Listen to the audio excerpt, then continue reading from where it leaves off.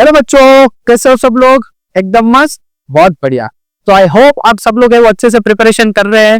But कुछ students ने हमारे वीडियोस पे कमेंट किया था कि सर आप है वो हमें इंपॉर्टेंट क्वेश्चंस दे दीजिए, सैंपल क्वेश्चन पेपर हमें सोल्व करवा दीजिए। तो अब से हम आपके लिए लेके आ गए हमारी प्रारंभ सीरीज, जिसमें हम लोग physics, chemistry, bio and math in सब के सैंपल क्वेश्चन पेपर भी सोल्व करेंगे। और उसके साथ साथ हम आपको ये बताएंगे कि बोर्ड्स में कौन सी इंपॉर्टेंट ट्रिक है जो आपको याद रखनी है, कौन सी ऐसी छोटी छोटी मिस्टेक्स है जो आपको नहीं करनी है, ताकि उससे आपके एकेडमिक्स में और थोड़ा सा वो पॉलिश वर्जन है वो आ जाएगा। ठीक है, चलिए तो शुरू करते हैं। तो हम लोग सबसे पहले स्टार्ट करते हैं साइंस में सेक्शन सी से। आपको पता है जो सेक्शन सी है वो पूरा फिजिक्स से आता है। तो उसका जो मार्क डिस्ट्रीब्यूशन है वो कुछ इस तरह से है कि 1 मार्क के होंगे 3 एमसीक्यूज, जिसमें एक होगा एसेशन एंड रीजन। 2 मार्क के आएंगे 2 क्वेश्चंस, जिसमें एक क्वेश्चन है वो ऑप्शन के साथ होगा। 3 मार्क के होंगे 3 क्वेश्चंस। एक क्वेश्चन होगा केस स्टडी बेस का जो होगा 4 मार्क का, ठीक है, और एक होगा लॉन्ग क्वेश्चन 5 मार्क का। इन सब का अगर आप टोटल मिला दो तो होते हैं 25 मार्क्स। मैं चाहता हूं कि आप अपनी बोर्ड में फिजिक्स में 25 में से है वो 25 है वो आप स्कोर करें। तो उसमें कैसी मिस्टेक्स है आपको नहीं करनी है, कैसी ऐसी छोटी छोटी बातें हैं जो आपको ध्यान में रखनी है जब आप क्वेश्चन को पढ़ रहे हो। तो उसमें कैसे इंपॉर्टेंट ट्रिक्स है उसमें से हमें लेनी है कि जिसमें आंसर फाइंड आउट करने के लिए आपके लिए जो पाथ है वो बहुत ही इजी हो जाता है। ठीक है, चलिए तो शुरू करते हैं। तो आपका जो ये सेक्शन सी है स्टार्ट होता है एमसीक्यू से। तो हमारा जो पहला एमसीक्यू है वो ये है, the speed of light in vacuum is 3 × 10⁸ metre per second and the speed of light in medium is 2.25 × 10⁸ metre per second. तो आपको फाइंड करना है the absolute refractive index of the medium. अब ये क्वेश्चन है बच्चा 1 मार्क का, तो 1 मिनट के अंदर है वो आपको इसका आंसर है वो देना है। ठीक है, तो अब रिफ्रैक्टिव इंडेक्स फाइंड आउट करने के लिए आपको पता है कि हमारे पास जो फॉर्मूला है वो है refractive index is equal to speed of light in vacuum divide by speed of light in that particular medium. तो स्पीड ऑफ लाइट है वो वैक्यूम में हमें दी गई है कि 3 × 10⁸ metre per second. Speed of light in that particular medium is given 2.25 × 10⁸. तो यहां से हमें पता है कि ये 10⁸, 10⁸ कट जाएगा। तो हमारे पास है 3 डिवाइड बाय 2.25। अगर मैं इसमें से पॉइंट निकाल देता हूं तो डिवीजन में आ जाएगा 100। तो वो 100 है वो डिनोमिनेटर का डिनोमिनेटर चला जाएगा न्यूमरेटर में। तो अल्टीमेटली आपके पास आंसर है 300 डिवाइड बाय 225। इसको आपको अच्छे से कट करना है। ठीक है, तो हमें पता है कि 300 को अगर हम 25 से डिवाइड करें तो ऊपर आ जाएगा 12, और अगर 225 को हम लोग 25 से डिवाइड करें तो नीचे क्या आ जाएगा, 9 आ जाएगा। तो और अगर इसको हम लोग कट करें तो आंसर आ जाएगा 4/3। आंसर क्या है हमारे पास, 4/3। So your option C 4/3 is correct option. ठीक है, चलिए अब आगे बढ़ते हैं। तो हमारे पास दूसरा एमसीक्यू है, the shape of magnetic field lines produced first inside a solenoid and second around a straight conductor, both current of the same magnitude। दोनों में से ही जो करंट पास हो रहा है वो सेम मैग्नीट्यूड का है। तो उसमें जो मैग्नेटिक फील्ड लाइंस है उसका शेप क्या है, आपको क्या फाइंड करना है कि जो मैग्नेटिक फील्ड लाइंस है उनका शेप है वो क्या रहेगा। तो आपको पता है कि जो सोलेनॉइड है, आपको पता है कि जो सोलेनॉइड है ये कैसा होता है। सोलेनॉइड किसको बोलते हैं हम लोग, सोलेनॉइड है अगर कोई भी एक आप कंडक्टर लो और इसके ऊपर हम लोग वायर को क्या करें, इसे सर्कुलर शेप में अगर वायर को हम करें कर्ल कर दें, तो आपको पता है कि यहां से जो करंट है वो सर्कुलर फॉर्म में पास होगा। तो जब करंट है वो सर्कुलर फॉर्म में पास होता है तो मैग्नेटिक फील्ड लाइंस है वो स्ट्रेट बनती है। और जब स्ट्रेट कंडक्टर में से करंट कोई पास हो रहा है तो जो मैग्नेटिक फील्ड लाइंस है वो फॉर्म होती है वो सर्कुलर फॉर्म में होती है। ठीक है, तो अब आपको यहां से क्या करना है कि सोलेनॉइड में किसी फील्ड लाइंस है स्ट्रेट, सोलेनॉइड में कौन सी फील्ड लाइंस है, स्ट्रेट होगी।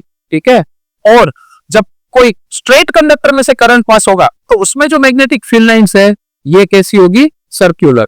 तो सिंपली आपको बच्चा ये याद रखना है, अगर मैग्नेटिक फील्ड लाइंस है वो सर्कुलर कब होगी, जब करंट है वो स्ट्रेट पाथ होगा, स्ट्रेट पाथ पे होगा।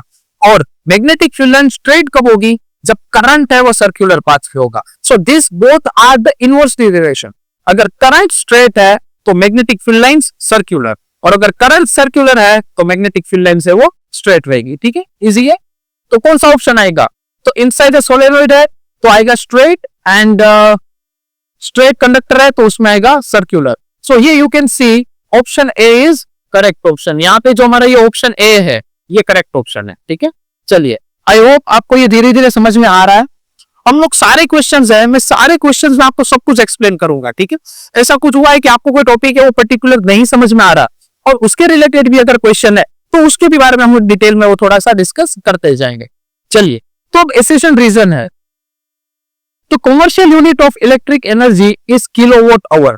तो सबसे पहले बच्चा आपको एसेशन रीजन नहीं, ये देखना है कि जो एसेशन है वो पहला तो सोचो कि सही है कि नहीं है. तो आपको पता है कि घर में जब हमारा इलेक्ट्रिसिटी का बिल आता है तो उसमें होता है कि आपने कितनी एनर्जी है वो यूज की है, तो वो मेजर करते हैं यूनिट्स में, कितनी यूनिट्स है वो आपने यूज की इलेक्ट्रिसिटी. ठीक है, तो हमें पता है कि वो यूनिट्स में मेजर करते हैं और 1 यूनिट इक्वल टू यही होता है kilowatt hour. 1 unit equal to क्या होता है? Kilowatt hour. और यही हमारा कॉमर्शियल यूनिट भी है. दैट मीन्स कि एसेशन है ये तो ट्रू है, एसेशन ट्रू है. अब आपको बहुत अच्छे से रीजन देखना है और फिर उसमें रिलेशन फाइंड करना है आपको कि क्या रीजन जो दिया है वो एसेशन से कनेक्टेड है कि नहीं है. तो दूसरा रीजन जो हमें दिया है वो दिया है कि 1 kilowatt hour is equal to 10⁶ joule. तो यहीं से हमें पता चलता है कि ये जो रीजन दिया है, रिलेशन हमारे पास है किलोवाट आवर और जूल का, ये गलत है. आपको अगर 1 किलोवाट आवर एनर्जी निकालनी है तो आप निकाल सकते हो. 1 किलोवाट आवर इक्वल टू क्या होता है? इसका मतलब होता है 1 किलोवाट इंटू 1 आवर. तो 1 किलोवाट है वो कितना वोट होता है? 1000 वोट. 1 आवर में कितनी सेकेंड्स होती है? 3600 सेकेंड्स. तो इसका जो आंसर है वो हमें पता है 3.6 इंटू 10⁶ जूल है. यहाँ पे हमारे पास है सिर्फ 10⁶. दैट मीन्स कि हमारा जो रीजन है ये क्या है? गलत है. ये रीजन गलत है. तो A true, R is false. तो इसमें कौन सा ऑप्शन आएगा? Option number C. कौन सा ऑप्शन आएगा? Option number C. चलिए, तो 3 मार्क तो हो गए. बाकी जो हमें टेंशन है वो है 22 मार्क्स की. तो बाकी के 22 भी धीरे धीरे आ जाएंगे. आप बस इस वीडियो को एंड तक दीजिए, खुद की है वो नोट्स बनाइए. ठीक है, चलिए आगे बढ़ते हैं. अब ये जो क्वेश्चन है, क्वेश्चन नंबर 33, ये आपके पेपर में होगा 2 मार्क का. कितने मार्क का होगा? 2 मार्क.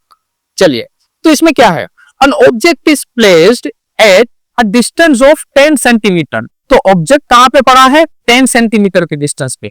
तो यहां से आप क्या लिख सकते हो कि u is -10.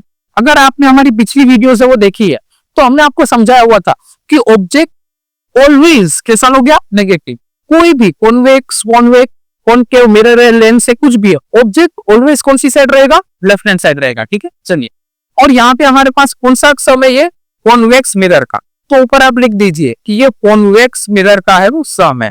प्रॉपर जो है ये सब कुछ ऐसे लिखते हैं. ठीक है, अपने आंसर की में. और हमें दिया है कि जो इसकी फोकल लेंथ है ये कितनी है? 15 सेंटीमीटर. फोकल लेंथ कितनी है? 15. अब आपको हमने सिखाया था कि अगर ये कॉन्वेक्स मिरर है तो कॉन्वेक्स मिरर की जो फोकल लेंथ होती है ऑलवेज प्लस होती है. कैसी होती है? Always plus. And find the position of image formed bye a mirror. तो आपको इसमें सिर्फ पोजीशन ऑफ इमेज है वो क्या करना है? फाइंड करना है. यू आपके पास है, एफ आपके पास है, वी आपको क्या करना है? फाइंड. तो आपको पता है कि हमारी मिरर फॉर्मूला है वो क्या है? मिरर फॉर्मूला है 1/f is equal to 1/v plus 1/u. ये है हमारे पास मिरर फॉर्मूला. तो धीरे धीरे आप है वो वैल्यू है वो प्लॉट अप कर दीजिए. 1/f हमारे पास है 15, तो हम लिखेंगे 1/15. v हमें फाइंड करना है, तो एज इट इज लिखो 1/v. अब u है -10. तो मैंने आपको सिखाया था कि हम लोग कैसे लिखेंगे ये u. यहां पे मैं 10 करूंगा और उसका माइनस है वो इस प्लस के साथ क्या हो जाएगा? मल्टीप्लाई हो जाएगा. तो प्लस माइनस हो जाएगा माइनस. ठीक है, तो ये थोड़ी सी गलती मत कर देना. अब -1/10 को हम लाएंगे इस साइड, तो वो क्या हो जाएगा?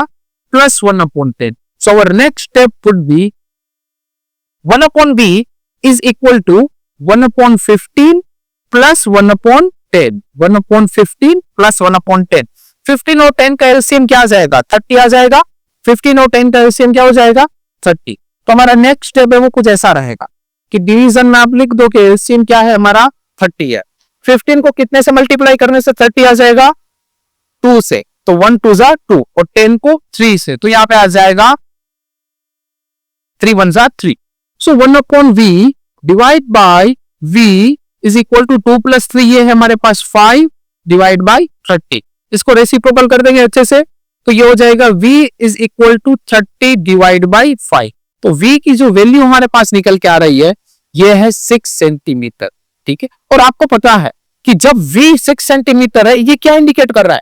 ये इंडिकेट कर रहा है कि जो ऑब्जेक्ट है वो बिहाइंड द मिरर है.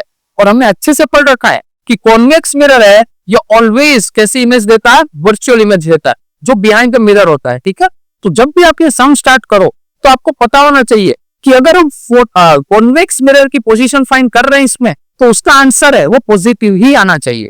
ठीक है, अगर पॉजिटिव नहीं आ रहा है तो फिर आपको आपका क्वेश्चन है वो रीचेक करने की जरूरत है. ठीक है, चलिए आगे बढ़ते हैं. तो इसी क्वेश्चन में एक और क्वेश्चन है. ठीक है, इसी क्वेश्चन में आप देख सकते हो यहाँ पे भी मैंने 33 नंबर दिया है और यहाँ पे भी 33, मतलब इसमें और में ये क्वेश्चन है. और ये क्वेश्चन कुछ ऐसा है कि such mirrors are mirrors that are used to look for hidden objects underneath the cars as shown in figure. The objects can be easily spotted as the mirror provides a wider field view.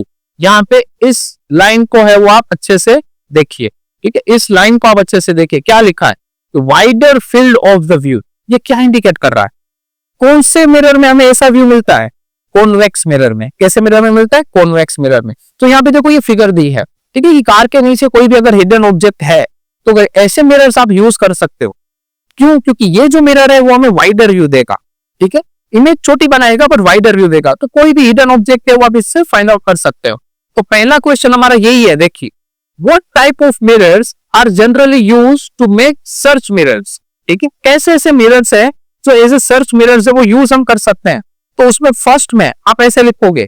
ठीक है, आप answer की में ऐसे answer लिखोगे कि जो ए का जो आंसर है इसमें हम लिख देंगे कॉन्वेक्स मिरर. क्या लिखेंगे?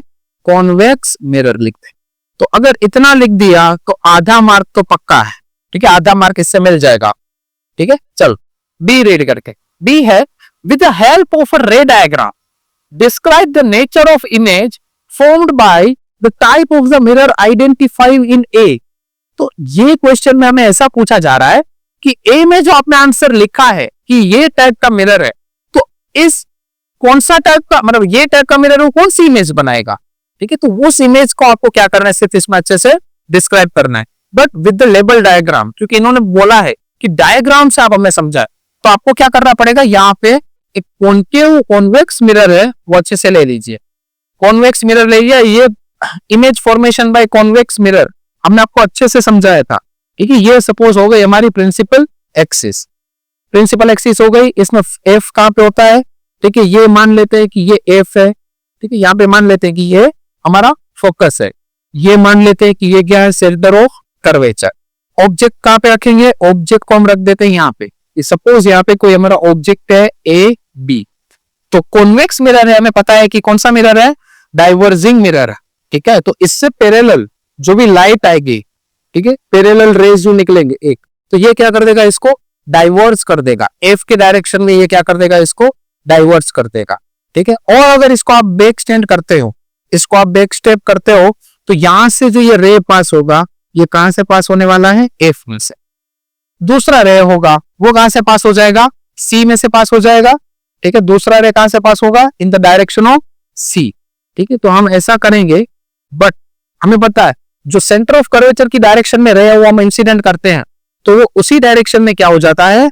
रिफ्लेक्ट कर देता है. वो उसी डायरेक्शन में हो जाता है रिफ्लेक्ट. ठीक है, बट अगर आप इसको पीछे एक्सटेंड करते हो, ठीक है, अगर आप इसको धीरे धीरे ऐसे पीछे वो एक्सटेंड करते हो, तो दोनों रेज है वो कहां पे मिल रहे हैं? दोनों रेज कहां पे मिले? यहाँ पे. दोनों रेज कहां पे मिल रहे हैं? यहाँ. ठीक है, यहाँ पे आपकी इमेज है वो फॉर्म हो जाएगी. और अब ये इमेज आप देख सकते हो कि बिहाइंड द मिरर है. कैसा है? Behind the mirror. तो ये जो इमेज है ये कौन से टाइप की होगी? तो पहले अगर इसका नेचर हम लिखे तो ये होगी डिमिनिश्ड. बिहाइंड द मिरर है इसीलिए ये होगी वर्चुअल. और आप देख सकते हो this image is smaller in size than the object. तो डिमिनिश्ड हो गया. बिहाइंड द मिरर है तो वर्चुअल हो गया. और ये इमेज है अपराइट, तो आप अपराइट भी लिख सकते हो, आप इरेक्ट भी लिख सकते हो। तो अगर ये लिख दिया तो आधा मार्क हो जाएगा, फिगर का है 1 मार्क, और कॉन्वेक्स मिरर आपने आंसर दिया उसका हाफ मार्क, तो ऐसे मिला के इनका हो जाएगा 2 मार्क्स। चलिए क्लियर। तो नेक्स्ट क्वेश्चन देखते हैं जो कि है define power of lens. Two lenses of power +4D and -2D are placed in contact. तो दो लेंस लिए हैं इन्होंने, एक का पावर है +4D, एक का पावर है -2D। अगर इन दोनों को हम कॉन्टेक्ट में रखें, what is the natural focal length of the resulting combination. तो जो रिजल्टिंग कॉम्बिनेशन होगा उसका आपको क्या फाइंड आउट करना है, पावर फाइंड करना है और आपको उसकी फोकल लेंथ फाइंड आउट करनी है। तो इसमें एक सिंपल फॉर्मूला है जो आपको याद रखनी है कि कितने भी लेंस आप कंबाइन कर दो, कितने भी लेंस अगर हम कंबाइन कर दें तो पावर ऑफ नेट कॉम्बिनेशन अगर आपको फाइंड करना है तो उसका फॉर्मूला है P is equal to P1 plus P2 plus P3 plus up to Pn। हमारे पास यहाँ पे कितने लेंस है, 2 लेंस है, तो P इज इक्वल टू क्या हो जाएगा, एक लेंस का पावर हमारे पास है +4D, एक लेंस का पावर हमारे पास है -2D। ठीक है, तो ऐसे मैं चाहता हूं कि आप अच्छे से ब्रैकेट में लिखो ताकि कोई भी माइनस प्लस के वो गलती ना हो जाए और हमारा मार्क्स ना जाए। तो यहाँ पे क्या हो जाएगा, ये 4 - 2। तो अब नेट पावर जो हमारे पास रहेगा वो रहेगा +2D। नेट पावर कितना रहेगा, +2D। इसमें अच्छे से देखो, कोई भी वर्ड है वो हम मिस नहीं करेंगे। ठीक है, क्या लिखा है, what is the nature and focal length of the resulting combination. मतलब पहले तो बताओ कि जो रिजल्टिंग कॉम्बिनेशन होगा उसका नेचर कैसा रहेगा। तो +2D आया है, +2D है, वो कौन से लेंस का पावर होता है, कॉन्वेक्स लेंस का पावर। कॉन्वेक्स लेंस की मैंने आपको बताया कि फोकल लेंथ है वो ऑलवेज प्लस रहती है, तो कॉन्वेक्स लेंस का पावर भी क्या रहेगा, प्लस रहेगा। ठीक, चलिए, तो इसमें कोई दिक्कत नहीं है। तो जो ये नेचर है, ठीक है, ये कौन सा रहेगा, कॉन्वेक्स लेंस, और कॉन्वेक्स लेंस को क्या बोलते हैं, कन्वर्जिंग लेंस भी बोलते हैं। तो कॉम्बिनेशन ऑफ लेंस है, इसका जो नेट टाइप रहेगा वो कौन सा होगा, कन्वर्जिंग लेंस। अब आपको यहाँ पे फॉर्मूला भी फोकल लेंथ भी फाइंड करनी है। तो फोकल लेंथ का फॉर्मूला क्या होता है, 1/P। फोकल लेंथ का फॉर्मूला क्या होता है, 1/P। और थोड़ा सा याद रखें, जब पावर आप डायोप्टर में ले रहे हो तो फोकल लेंथ है वो आपको मीटर में मिलती है, ठीक है, सेंटीमीटर में नहीं मिलती है। तो यहाँ पे हो जाएगा 1/2, 1/2 हो जाएगा। तो 1/2 आपको पता है 0.5, बट यहाँ पे जो फोकल लेंथ है वो रहेगी 0.5 मीटर। यहां तक आप आंसर रखते हो तो ये सही आंसर है, बट अगर इसको सेंटीमीटर में कन्वर्ट करना है तो आप इसको सेंटीमीटर में भी कन्वर्ट कर सकते हैं। ठीक है, चलिए क्लियर। हमें इस क्वेश्चन में सिर्फ क्या करना था, पावर जो हमें दी है कॉम्बिनेशन करके उसका नेट पावर निकालना है, उसका टाइप क्या होगा लेंस का और उसकी फोकल लेंथ क्या होगी। तो इसके भी आपको मिलते हैं 2 मार्क्स। ठीक है, चलिए आगे बढ़ते हैं। तो नेक्स्ट क्वेश्चन जो हमारे सामने वो है कि Arya placed an object in front of convex lens. वापिस हमारे पास है क्वेश्चन कॉन्वेक्स लेंस का, और फोकल लेंथ 20 सेंटीमीटर। तो अच्छे से मैं यहाँ पे लिख दूं, हमारा जो नेक्स्ट क्वेश्चन है ये है कॉन्वेक्स लेंस के बारे में। ठीक है, इसमें हमारे पास दिया हुआ है कि फोकल लेंथ कितनी है, 20 सेंटीमीटर। कॉन्वेक्स लेंस है इसीलिए फोकल लेंथ रहेगा +20 सेंटीमीटर।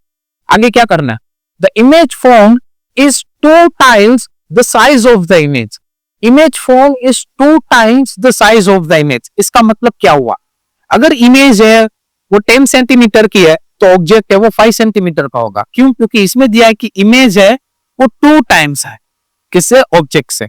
तो यहाँ पे इसका मतलब हमें मैग्निफिकेशन के बारे में कुछ बता रहे हैं ये लोग। ठीक है, कि इसका मैग्निफिकेशन जो है वो 2 है, तो ही वो इमेज है वो क्या होगी, ट्वाइस देन द ऑब्जेक्ट होगी। अब कॉन्वेक्स लेंस है तो मैग्निफिकेशन है वो दोनों टाइप के होंगे, हो सकता है कि वो +2 हो सकता है कि वो -2 हो। ठीक है, तो मैग्निफिकेशन हमारे पास क्या हो सकता है, या तो +2 हो सकता है या तो फिर -2 हो सकता है।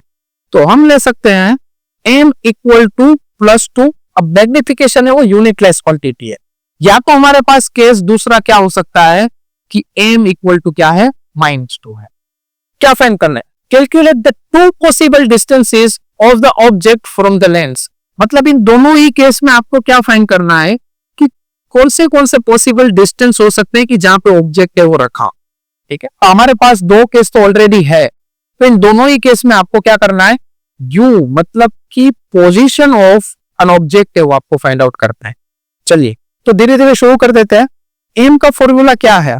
एम का फॉर्मूला एक हमारे पास होता है v बाई यू अगर कॉन्वेक्स लेंस है तो, दूसरा फॉर्मूला होता है एच डैश अपॉन एच मतलब कि image height to the object height. But यहाँ पे हाइट के बारे में ये लोग कुछ बात नहीं कर रहे हैं, यहाँ पे हमें क्वेश्चन पूछा है यू के रिलेटेड, तो हम मैग्निफिकेशन का जो भी फॉर्मूला लगाएंगे वो v और u के रिलेटेड लगाएंगे। चलिए तो एक हमारे पास फॉर्मूला है m is equal to v by u. m equal to हमारे पास फॉर्मूला क्या है, v बाई यू।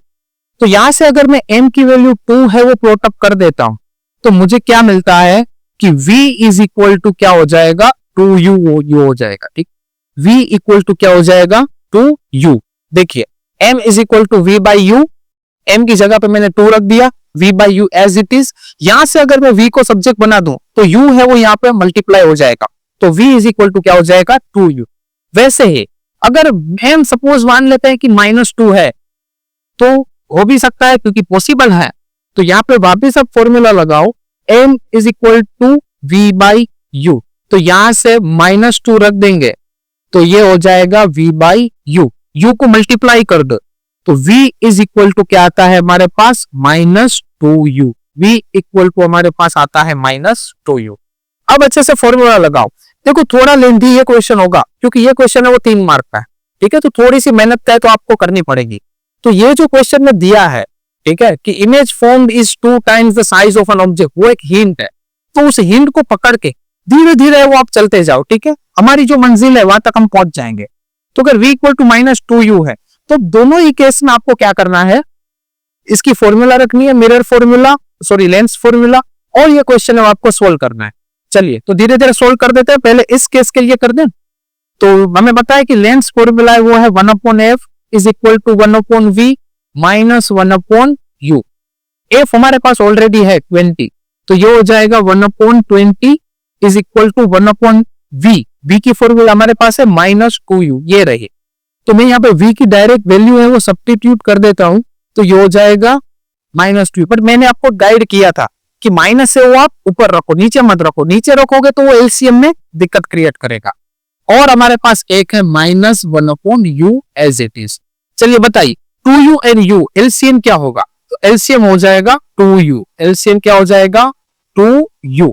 तो 2u है तो यहाँ पे हमें कुछ मल्टीप्लाई नहीं करना है, यहाँ पे सिर्फ u था तो ऊपर आपको 2 है वो मल्टीप्लाई करना पड़ेगा। तो ये हो गया 1/20 इज इक्वल टू -3/2u।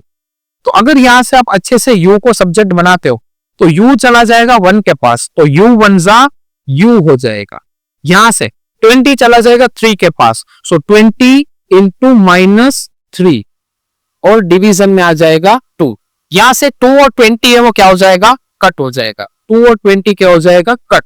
तो यहां से हमें ऑब्जेक्ट डिस्टेंस जो मिल रहा है वो ये है कि u is equal to -30 centimetre. u is equal to -30 centimetre. अभी मैंने आपको बताया कि कोई भी केस है u ऑलवेज क्या मिलेगा, नेगेटिव, क्योंकि ऑब्जेक्ट कैसी साइड होता है, ऑलवेज लेफ्ट हैंड साइड। तो आप यहां से बता सकते हो कि एक पॉसिबिलिटी ये है कि ऑब्जेक्ट है वो लेंस से 30 सेंटीमीटर लेफ्ट साइड पे है। ठीक है, तो ये एक केस हो गया। अब ये जैसे ही केस हमने सोल्व किया ऐसा सेम टू सेम हमें करना पड़ेगा इस केस के लिए।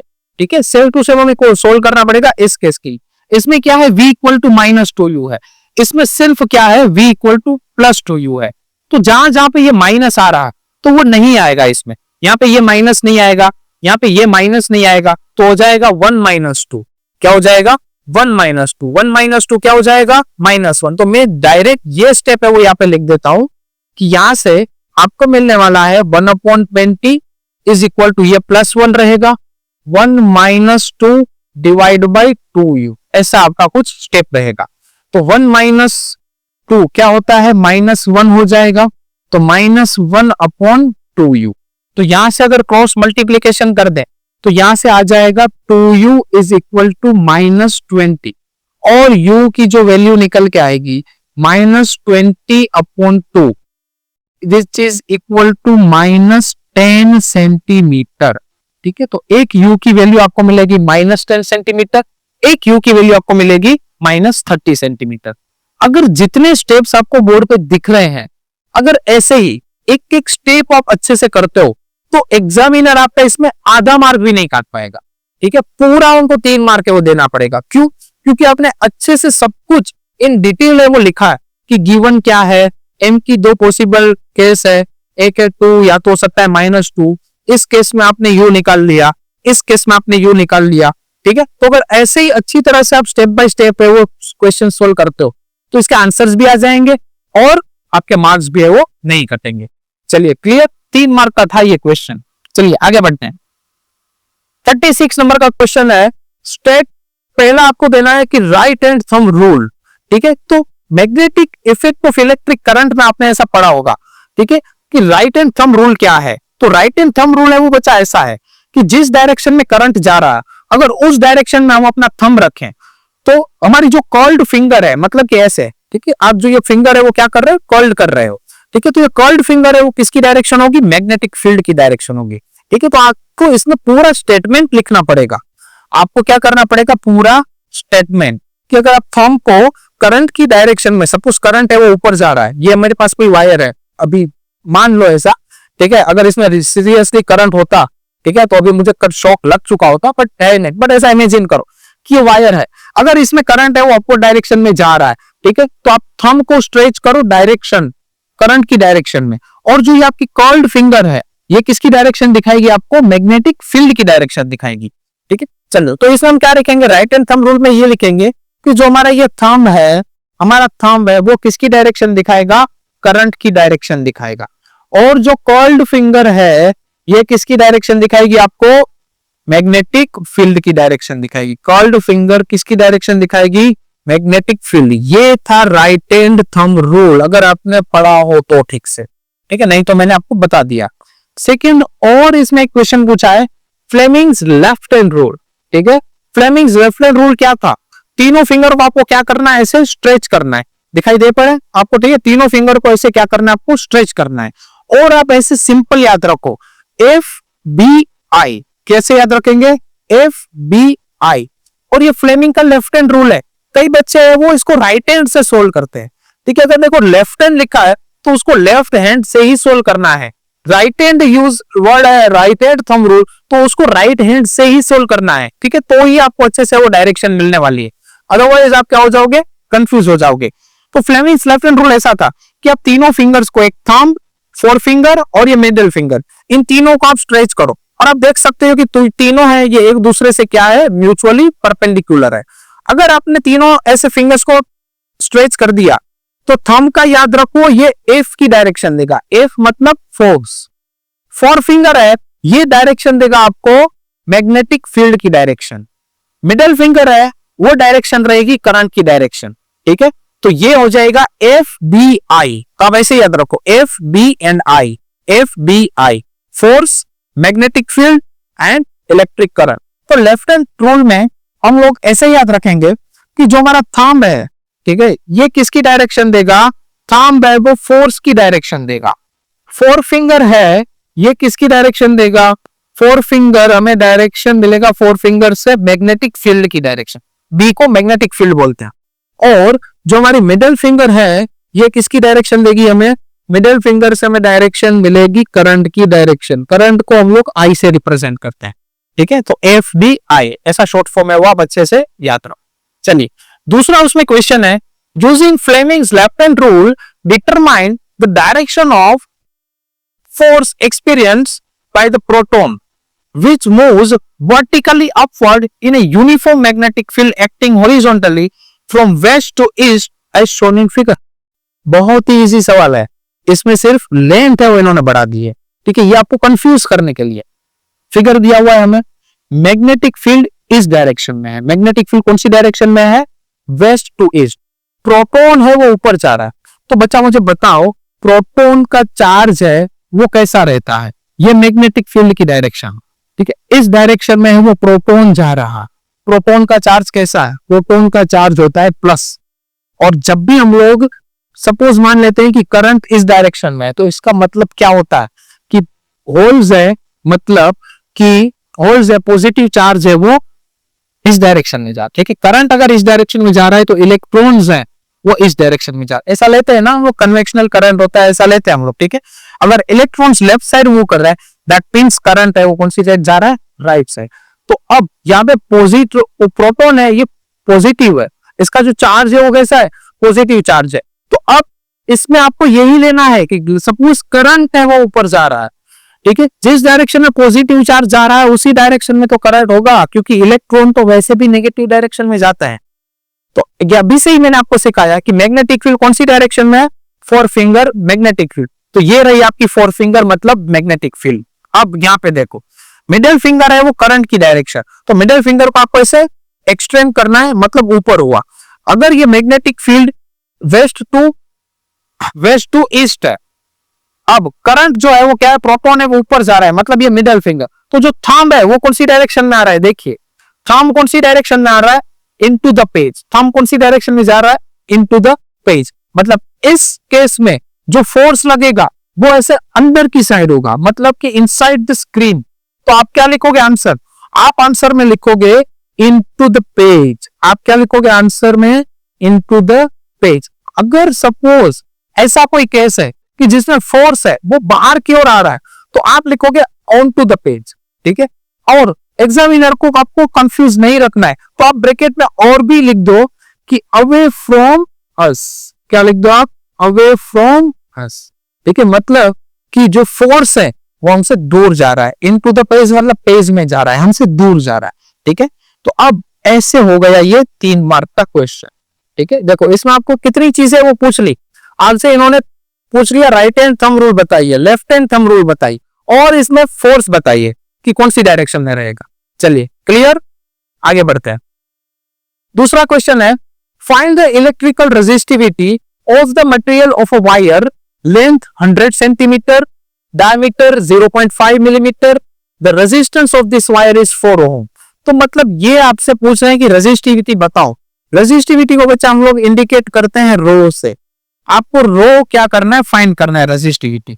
लेंथ आपको दी गई है 100 सेंटीमीटर, पहले जो आपके पास है डेटा उसको आप अच्छे से लिखिए, ठीक है। और क्या क्या दिया हुआ है, डायमीटर आपका दिया हुआ है वायर का, वो है 0.5 mm। क्वेश्चन में कुछ है नहीं, ठीक है, ये दे देते हैं ऐसे यूनिट क्वेश्चन को टफ करने के लिए, ठीक है, अदरवाइज ये है easy.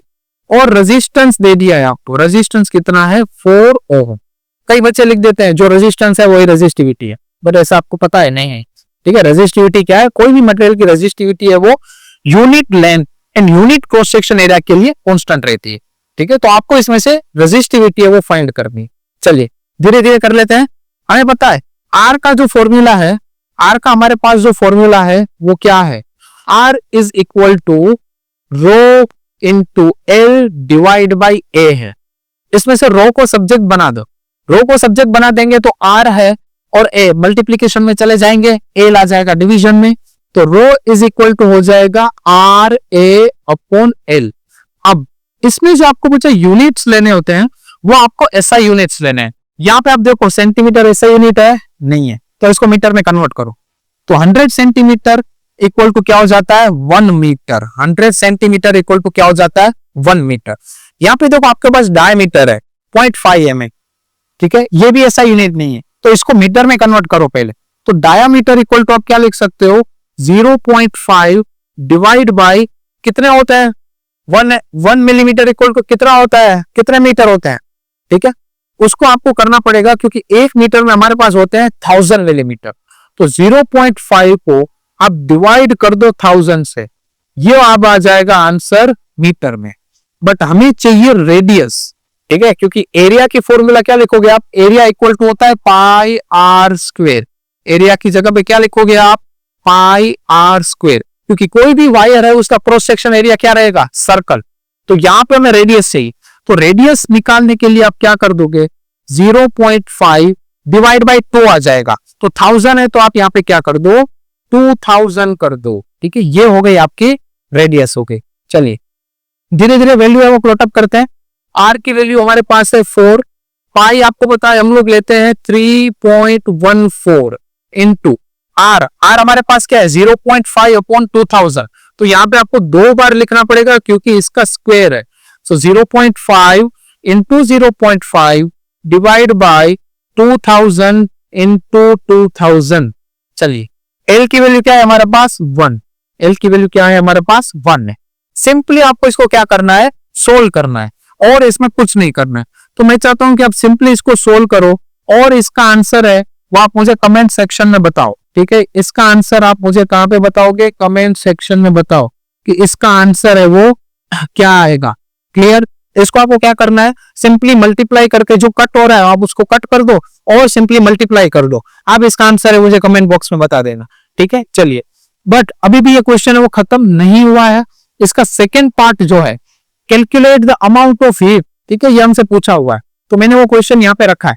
Calculate the amount of heat produce in a conductor of resistance 18 ohm through which a current of 3 ampere flows for 140 seconds. आपको सिर्फ हीट निकालनी है। ठीक है, हीट का इक्वेशन आता है ना आपको, ठीक है, हीट का इक्वेशन आता होगा कि H इज इक्वल टू क्या होता है, I square R T. Heat का इक्वेशन क्या होता है, I स्क्वेर आर टी। तो करंट आपको दिया है, कितना करंट फ्लो हो रहा है, ये रहा 3 एम्पियर। तो यहाँ पे आ जाएगा 3 स्क्वेर इंटू आर, आर कितना है 18, तो ये हो जाएगा 18 ओम और टी सेकेंड्स में लेना है, दिया है हमें ऑलरेडी 140 सेकेंड्स। ठीक है, चलो इजी। तो यहां से सिर्फ आपको हीट निकालनी है, तो ये हो जाएगा 9 इंटू 18 इंटू 140।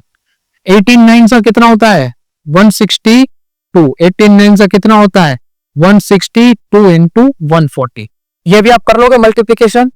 ठीक है, तो इसका भी आंसर आप हमें मल्टीप्लीकेशन में बताएं।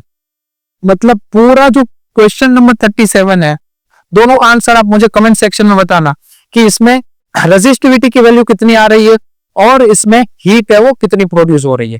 इसमें हीट का यूनिट क्या हो जाएगा, जूल आएगा। हीट क्या एक टाइप ऑफ एनर्जी है, तो एनर्जी का यूनिट क्या होता है, जूल। रो का जो यूनिट आएगा, ठीक है, रो का यूनिट आपको आने वाला है ओम इंटू मीटर। जो भी आंसर है यूनिट आ जाएगा ओम इंटू मीटर। चलिए आगे बढ़ते हैं। अब 3 बार के 3 क्वेश्चन हो गए। अब हमारे पास जो बचा है वो एक केस स्टडी बेस एंड एक लॉन्ग क्वेश्चन आंसर। तो मुझे केस स्टडी बेस में देखो ऊपर बहुत सारी इंफॉर्मेशन है वो लिखी रहती है, ठीक है, जिसमें आधे से ज्यादा इंफॉर्मेशन हमारी काम की होती नहीं, तो मैंने वहां पे लिखा नहीं। ठीक है, चलिए अब ये केस स्टडी बेस है, उसमें आपसे 3 क्वेश्चन पूछेंगे।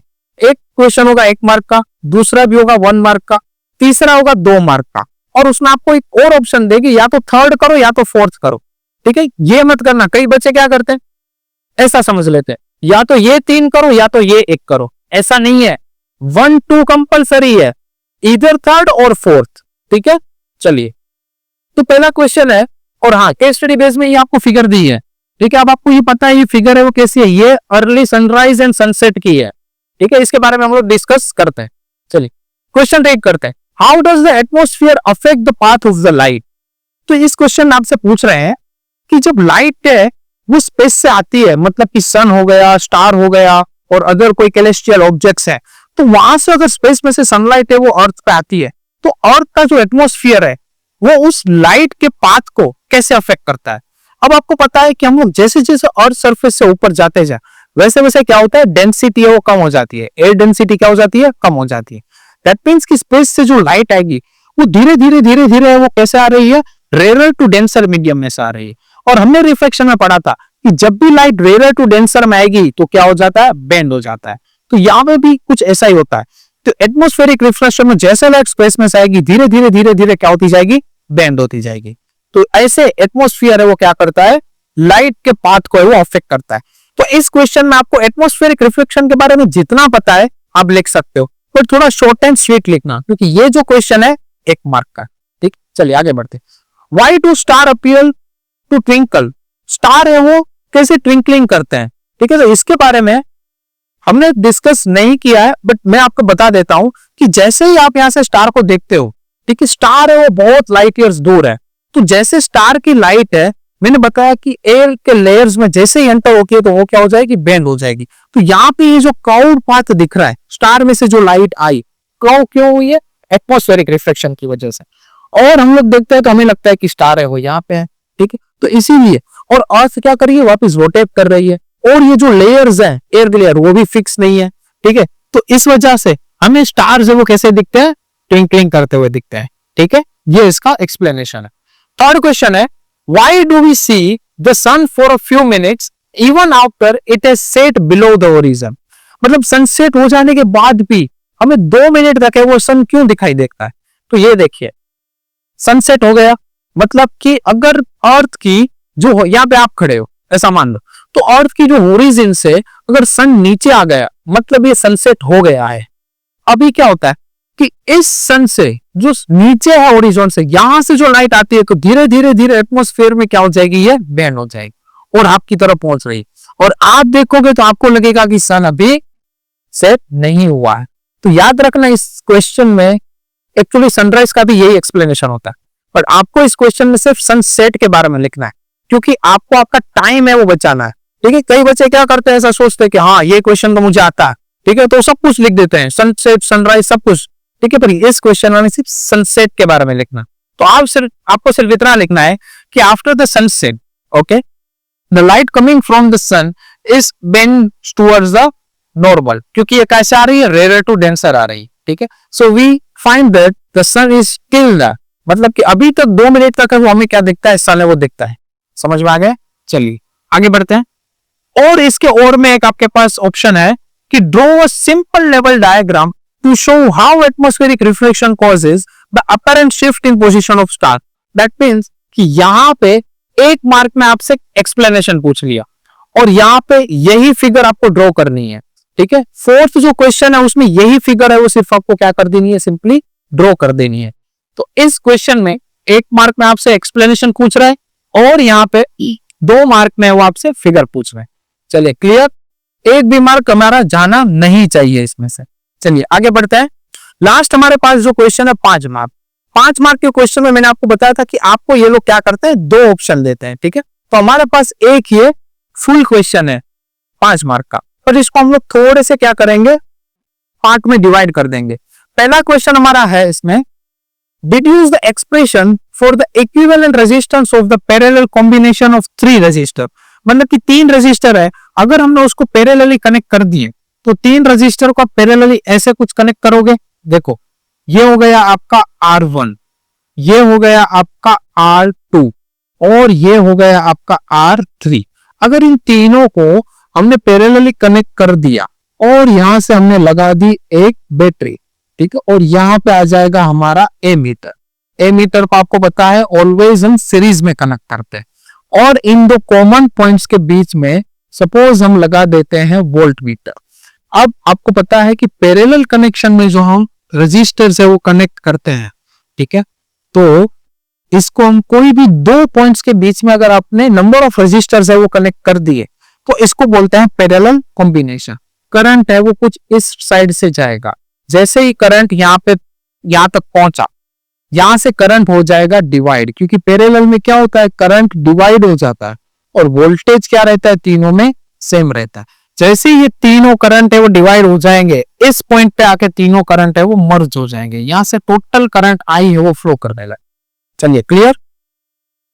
अब इसमें जो मेन इंपॉर्टेंट बात है वो हम याद रखते हैं कि वोल्टेज है वो सेम मिलता है तीनों रेजिस्टर में, और इसमें करंट है वो क्या हो जाता है, डिस्ट्रीब्यूट हो जाता है।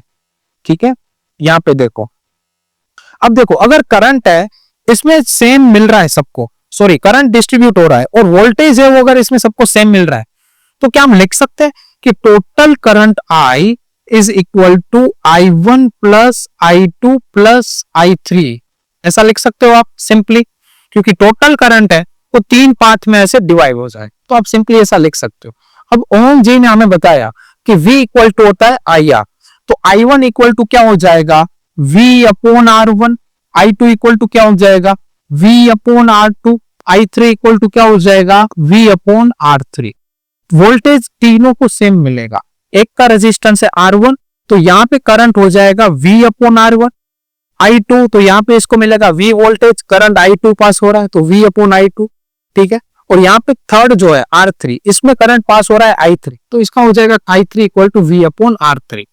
अगर टोटल करंट को मैं I बोलूं और टोटल इक्विवेलेंट रेजिस्टेंस को अगर मैं R इक्विवेलेंट ऐसा लिख दूं, तो यहाँ पे टोटल करंट इक्वल टू आप लिख सकते हो total voltage upon equivalent total resistance. सब में से क्या कैंसिल हो जाएगा, V कैंसिल हो जाएगा। तो यहाँ पे आ जाएगा 1/R equivalent is equal to 1/R1 plus 1/R2 plus 1/R3। चलिए, तो ये हमारा फर्स्ट क्वेश्चन का आंसर है, वो होगा। हमें करना था ना डिड्यूस द एक्सप्रेशन।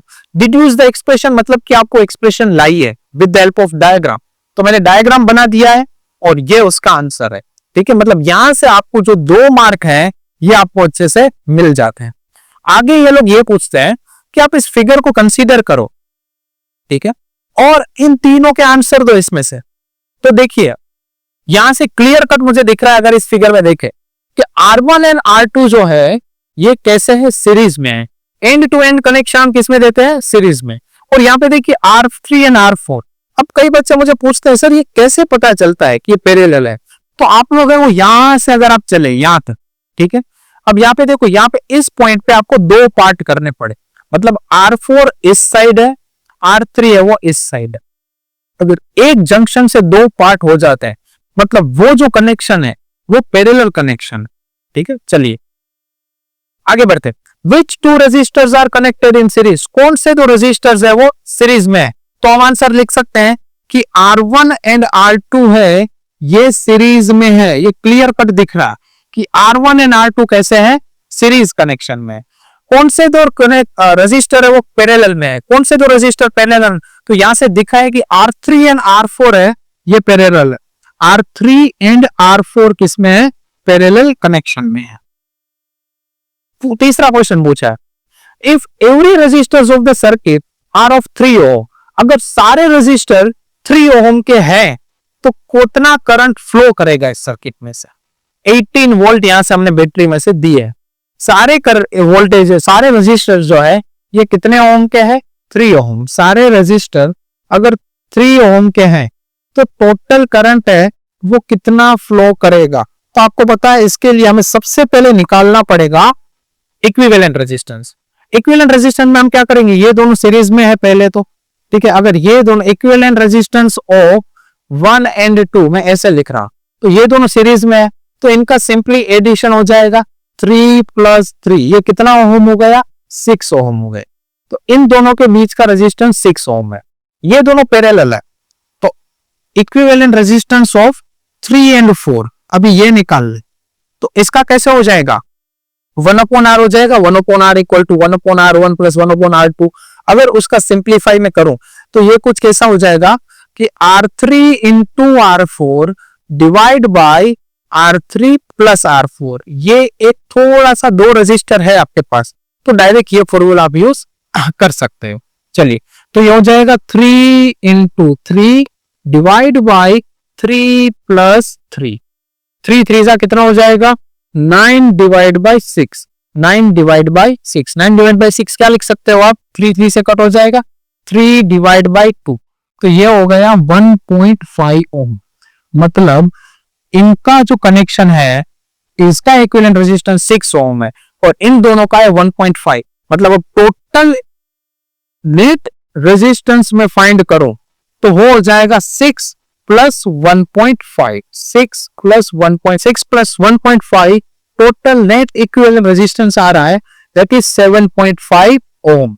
अब जो हमारा थर्ड क्वेश्चन है ये है कि if every resistors of a circuit are of 3 ohm तो what current will be flow in the circuit. तो हमने इसके लिए आर इक्विवेलेंट है वो निकाल लिया। हमें टोटल करंट अगर फाइंड करना है, हमें अगर टोटल करंट है ये अगर फाइंड करना है तो इसका फॉर्मूला ओम जी की कृपा है हमारे ऊपर, हमने बताया गया कि V इज इक्वल टू क्या होता है, IR।